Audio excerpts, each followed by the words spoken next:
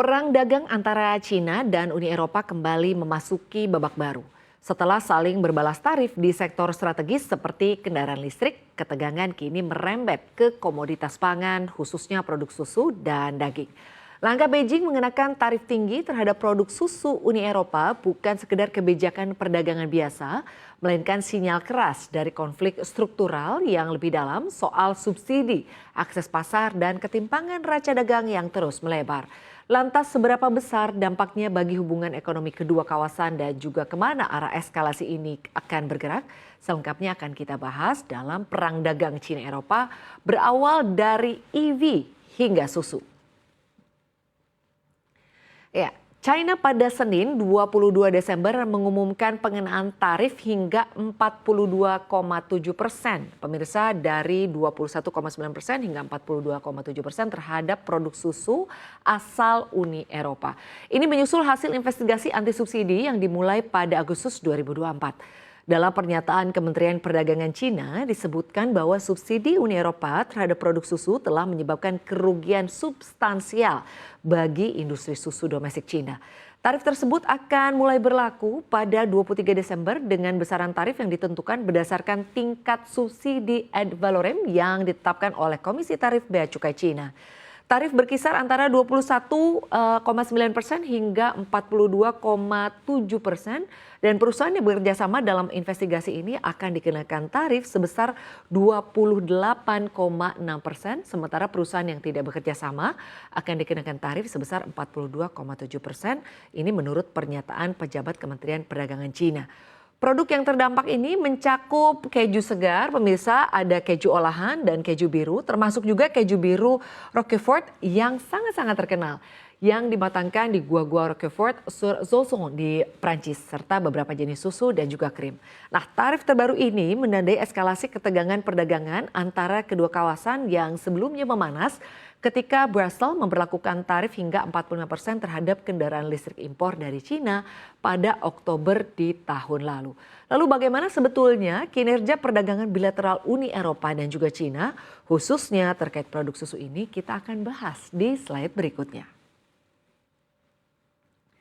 Ya, Uni Eropa merupakan sumber produk susu terbesar kedua bagi Cina dengan pangsa setidaknya ada di 36%, pemirsa. Ini adalah besaran dari total nilai impor pada tahun 2023 yang hanya berada di bawah Selandia Baru dan menurut data Bea Cukai Cina. Sementara Australia ini menempati posisi ketiga meski belum jelas produk apa saja yang akan menjadi sasaran retaliasi Cina. Bubuk kue, krim, dan juga susu segar ini merupakan komoditas utama dari total produk susu Uni Eropa ke Cina, yakni senilai 1,7 miliar euro, pemirsa, nilainya ya untuk di tahun lalu. Ini menurut data Direktorat Jenderal Pertanian dan juga Pembangunan Pedesaan Komisi Eropa yang mengutip Eurostat. Nah, negara-negara seperti misalnya ada Belanda, ada Prancis, ada Jerman, Irlandia, dan juga Denmark, ini memiliki exposure industri susu terbesar terhadap pasar Cina.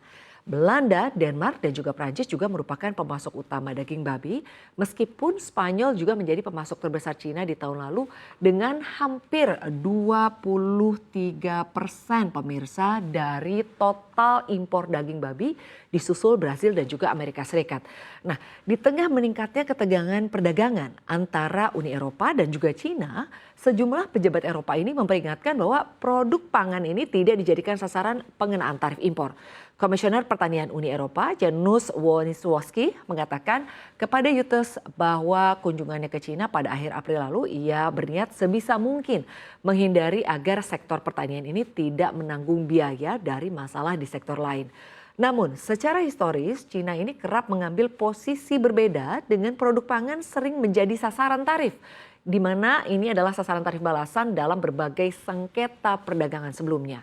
Nah, pada Januari, brandy menjadi target penyelidikan yang diprakarsai Beijing dan langkah yang dipersepsikan sebagai balasan atas dukungan Prancis terhadap investigasi Uni Eropa terhadap kendaraan listrik buatan Cina.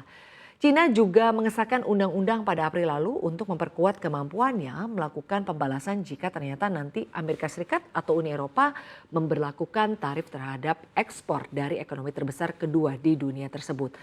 Nah pemirsa, meski susu mengalami kenaikan tarif, tapi ternyata ada produk perdagangan yang justru mengalami penurunan bea masuk. Selengkapnya akan kita bahas di slide berikutnya. Ya, Cina resmi mengumumkan penurunan bea masuk untuk impor daging babi dan juga produk turunannya dari Uni Eropa pada hari Selasa. Keputusan ini diambil seiring dengan berakhirnya investigasi anti-dumping selama setahun yang dilakukan Beijing terhadap komoditas asal benua biru tersebut. Nah pemirsa, langkah ini menandai pelonggaran untuk tekanan perdagangan setelah sebelumnya kedua wilayah terlibat dalam ketegangan yang cukup sengit dan Kementerian Perdagangan Cina menetapkan tarif baru yang berkisar antara 4,9% hingga 19,8% bagi puluhan eksportir daging babi Eropa, di mana ini jauh lebih rendah dibandingkan tarif sementara yang sempat diberlakukan sebelumnya. Nah, tarif baru ini akan mulai berlaku secara efektif dan dijadwalkan bertahan selama 5 tahun ke depan. Dan keputusan ini menjadi kabar baik bagi eksportir Eropa mengingat pada September lalu Cina ini sempat mengenakan tarif anti-dumping sementara hingga 62,4% pemirsa. Ini dalam bentuk setoran tunai ya. Dan perselisihan ini bermula ketika Brazil memberlakukan tarif hingga 45% di bulan Oktober lalu, dan pada Oktober tahun lalu juga terhadap kendaraan listrik yang diimpor dari Cina. Beijing mengecam tindakan tersebut sebagai praktik proteksionisme dan juga segera meluncurkan penyelidikan anti-dumping terhadap sektor daging babi Uni Eropa sebagai langkah balasan. Nah pemirsa, Uni Eropa sendiri merupakan eksportir daging babi terbesar di dunia dengan mengekspor sekitar 13% pemirsa nilainya ya total produksi tahunannya ke pasar luar negeri. Menurut estimasi S&P Global, China merupakan pembeli tunggal terbesar bagi produk tersebut sehingga normalisasi tarif ini sangat krusial bagi stabilisasi ekonomi para peternak di Eropa. Nah, ketegangan perdagangan antara China dan juga Uni Eropa ini tidak hanya terbatas pada sektor pangan. Para pemimpin Eropa sebelumnya telah menyoroti ketidakseimbangan perdagangan Beijing yang terus membesar, di mana surplus perdagangan China mencapai rekor lebih dari 1 triliun dolar Amerika Serikat per November. Nah pemirsa, kita akan bahas di slide berikutnya pemirsa terkait dengan neraca dagang China dan juga Uni Eropa. Ya, Presiden Prancis Emmanuel Macron memperingatkan Uni Eropa ini siap menjatuhkan tarif terhadap produk Cina jika Beijing tidak segera mengatasi ketimpangan neraca perdagangan dengan blok tersebut yang saat ini terus melebar. Nah, Macron mengatakan jika Cina tidak bereaksi dalam beberapa bulan ke depan, Uni Eropa dapat mengambil langkah tegas dan melakukan decoupling seperti Amerika Serikat, misalnya melalui tarif atas produk-produk dari Cina. Ia juga menambahkan bahwa isu tersebut telah dibahas dengan Presiden Komisi Eropa Ursula von der Leyen. Sebelumnya, Presiden Komisi Eropa Ursula von der Leyen ini menuduh Cina telah mendistorsi perdagangan dan juga membatasi akses bagi perusahaan-perusahaan Eropa, di mana 2 pekan menjelang penyelenggaraan KTT antara kekuatan ekonomi tersebut. Beijing sendiri telah memberlakukan kontrol ekspor terhadap magnet tanah jarang atau rare earth magnet yang berdampak keras pada industri Uni Eropa dan juga semakin memperparah hubungan perdagangan yang kian tidak seimbang. Jadi pemirsa, langkah tersebut memupus tanda-tanda mencairnya hubungan Uni Eropa dan juga Cina yang sempat muncul di awal tahun ini seiring kebijakan tarif Presiden Amerika Serikat Donald Trump. Blok beranggotakan 27 negara itu memberlakukan tarif terhadap kendaraan listrik atas tudingan bahwa produsen China memperoleh subsidi yang tidak adil, di mana Uni Eropa juga mengecualikan perusahaan-perusahaan Cina dari kontrak publik untuk perangkat medis pada awal 2025 yang kemudian memicu aksi balasan secara saling membalas dari Beijing. Berdasarkan data Kementerian Keuangan, Prancis defisit perdagangan barang Prancis dengan Cina mencapai sekitar 47 miliar euro pada tahun lalu.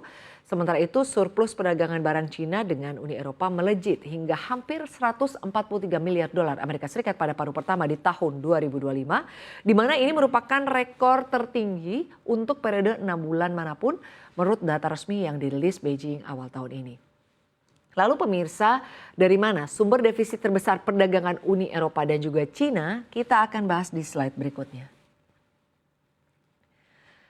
Ya, 5 tahun pertumbuhan pesat produsen mobil listrik Cina di Eropa terhenti pada tahun 2024 seiring munculnya hambatan perdagangan yang menambah tantangan membangun penjualan di pasar yang cukup stagnan. Merek-merek yang dipimpin oleh MG milik SAIC Motor Corps mencatat pendaftaran EV ini 3,5% lebih rendah pemirsa di kawasan tersebut di sepanjang tahun 2024. Ini menurut Data Force menandai penurunan tahunan pertama sejak mereka masuk ke pasar Eropa. Nah, kalau dilihat secara keseluruhan, produsen yang juga mencakup BYD Co dan juga Xpeng Inc meraih pangsa pasar sekitar 8,5% pemirsa angkanya, di mana Desember ini menjadi bulan kedua penerapan tarif tambahan Uni Eropa setelah blok tersebut menyimpulkan bahwa bantuan negara memberikan keuntungan tidak adil bagi semua EV buatan Cina. Di seluruh Eropa, produsen mobil Cina mempertahankan pangsa di sekitar 8,2% pemirsa. Nah, ini dari pasar EV pada bulan Desember di mana sedikit meningkat dari November namun masih di bawah rata-rata ya. Nah, data tersebut mencakup negara-negara Uni Eropa, Inggris serta anggota Asosiasi Perdagangan Bebas Eropa seperti Norwegia.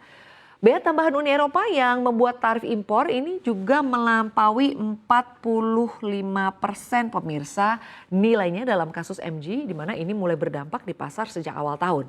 Jadi awalnya dijadwalkan berlaku pada awal Juli, tarif tersebut melalui negosiasi alot dan juga beberapa perubahan sebelum akhirnya diterapkan. Kebijakan ini tetap menjadi sumber kontroversi bahkan di kalangan produsen non-Cina yang terdampak dengan Tesla dan juga BMW AG mengajukan gugatan hukum untuk menghentikannya. MG, merek yang dulunya berasal dari Inggris dan kini induknya SAIC dikendalikan negara, kehilangan posisi teratas penjualan di Eropa, diantaranya merek China, setelah volume penjualannya turun tajam pasca dorongan persediaan pada Juni untuk mengantisipasi tenggat waktu tarif saat itu. Ya pemirsa, dari tarif produk susu, pelonggaran bea masuk daging babi, dan juga hingga memudahnya ekspansi kendaraan listrik Cina di Eropa, satu benang merah terlihat jelas. Hubungan dagang Uni Eropa-Cina tengah berada di titik rawan pemirsa. Ketidakseimbangan neraca perdagangan, tudingan subsidi, serta kebijakan proteksionisme yang saling dibalas membuat risiko fragmentasi ekonomi kian nyata. Tanpa kompromi dan juga mekanisme dialog yang konkret, konflik ini berpotensi meluas, melampaui sektor pangan dan juga otomotif, serta mengganggu stabilitas perdagangan global di tengah ekonomi dunia yang masih rapuh.